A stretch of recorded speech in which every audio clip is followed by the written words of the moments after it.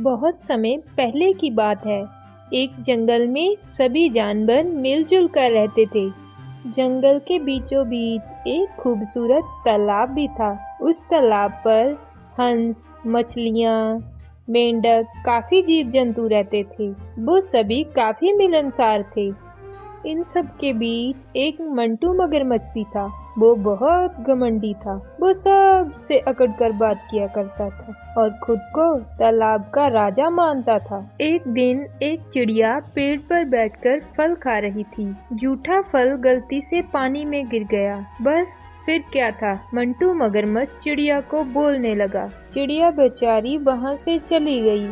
चिड़िया के जाने के बाद बंटी बालू पानी पीने तालाब पर आया तो उसे देख मंटू बोला, बंटी, तुम अपने मुंह से मेरा तालाब गंदा कर रहे हो, इसलिए अपना मुंह उठाओ और निकलो यहाँ से। मंटू भाई, ये तालाब सिर्फ आपका कब से हो गया? ये तो पूरे जंगल का तालाब है। नहीं, ये सिर्फ मेरा है और तुम सबको मेरे तालाब से पानी पीने को मिल रहा है, इसका एहसान मानो तुम सब।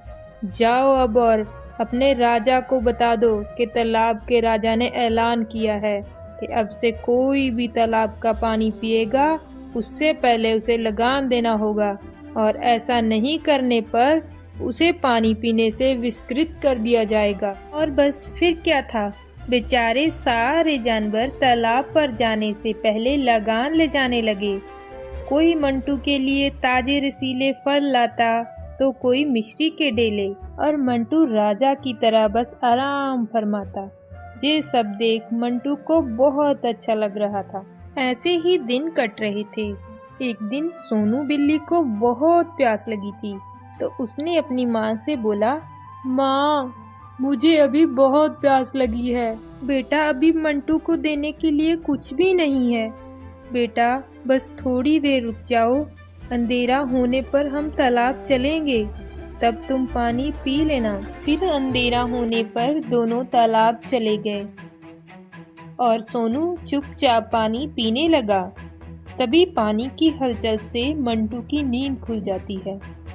सोनू को वहां देखकर मंटू आग बबूला हो उठा। क्यों बे, तेरा इतना दुस्साहस? तूने पानी के राजा के तालाब से पानी चोरी करने की जरूरत की? अब देख, तुझे सब सिखाता हूँ। और मंटू सोनू बिल्ली पर झपट पड़ा। ये सब बिल्ली माँ देख रही थी। मंटू जैसे ही सोनू बिल्ली पर झपटा, माँ बिल्ली बीच में आ गई। उसने सोनू को तो बचा लिया, लेकिन खुद मंटू के जबड़े में फंस गई। ये देख सोनू जोर जोर से चिल्लाने लगा। चीख सुनकर आसपास के जानवर भी वहां आ गए। माँ बिल्ली को आजाद करवाया, लेकिन चोट काफी गहरी थी। दर्द बिल्ली के लिए असहनीय होता। हिम्मत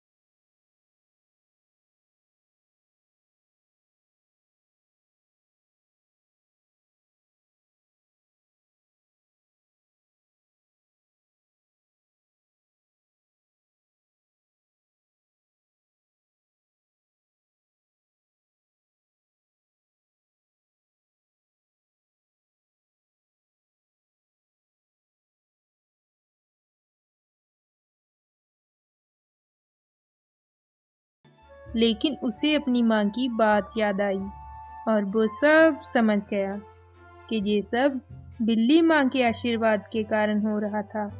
बस फिर क्या था, सोनू जंगल के सभी जानवरों की मदद करने लगा। एक दिन बहुत जोर का भूकंप आया, जिससे पहाड़ से पत्थर खिसकने लगे और नीचे गिरने लगे। बड़े बड़े पेड़ भी गिर पड़े। लेकिन भूकंप के गुजरते ही सारे जानवर एक दूसरे की मदद करने लगे। सोनू भी अपने जादू से बड़े बड़े पेड़ हटाने लगा। तभी उन्हें तालाब से किसी के कुर्हाने की आवाज सुनाई दी। सभी जानवर तालाब की तरफ जाने लगे। जाकर देखा तो मंटू एक बड़े से पत्थर के नीचे दबा हुआ था। आ कोई मेरी मदद करो, निकालो मुझे जहाँ से। इस दुष्ट के साथ ऐसा ही होना था। भगवान ने इसे अच्छी सजा दी। खुद को बड़ा बलशाली समझता है ना, अब दम है तो खुद को करा ले आजाद। इस तरह सब जानवर मंटू की गलतियां गिनने लगे, लेकिन कोई भी मदद के लिए आगे नहीं आ रहा था। तो सोनू आगे आया और जादू से पत्थर को हटा दिया।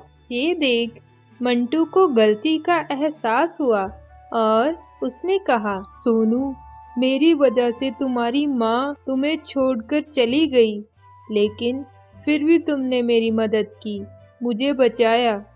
काश मैं भी तुम्हारे जितना बड़ा दिल रखता तो किसी को भी परेशान नहीं होना पड़ता। और मंटू ने सभी जंगलवासियों से माफी मांगी।